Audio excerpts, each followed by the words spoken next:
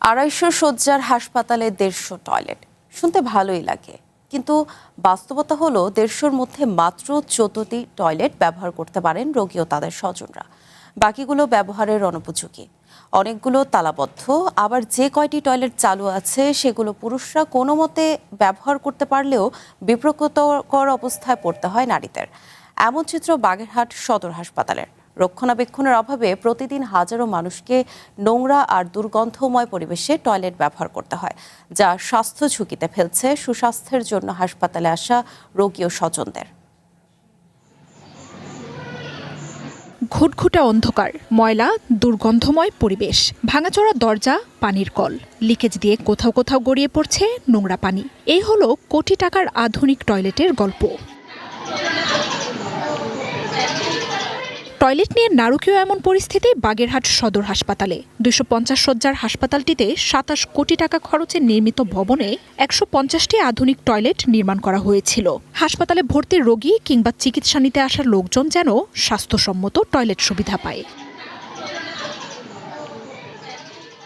কিন্তু বাস্তবে এই টয়লেটই এখন হাসপাতালে অসুস্থতার কারণ।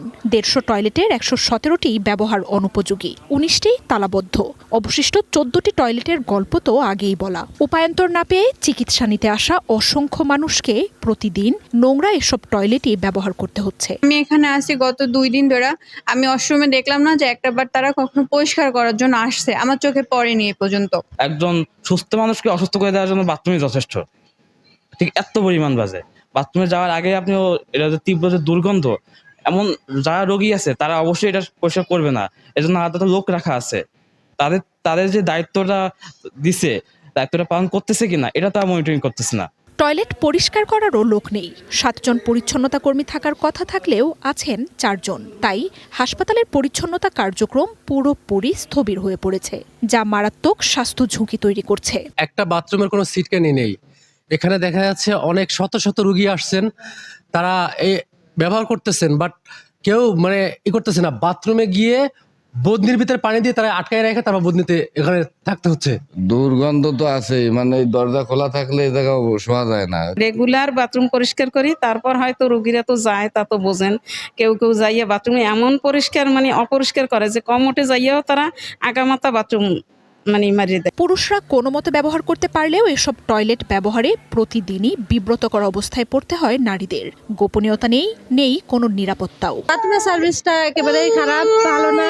ওখানে গেলে একজন সুস্থ মানুষ অসুস্থ হয়ে যাবে, সেরকম একটা পরিবেশ। যখন আমাদের এই সমস্যাগুলো বাথরুমে ধরা পড়ে, আমরা কি করি, আমাদের উপরে যে দায়িত্বরত আছে এ সম্পর্কে আমরা তাকে জানাই। টয়লেট নিয়ে এমন পরিস্থিতির দায় গণপূর্ত বিভাগের ওপর চাপাচ্ছে হাসপাতাল কর্তৃপক্ষ।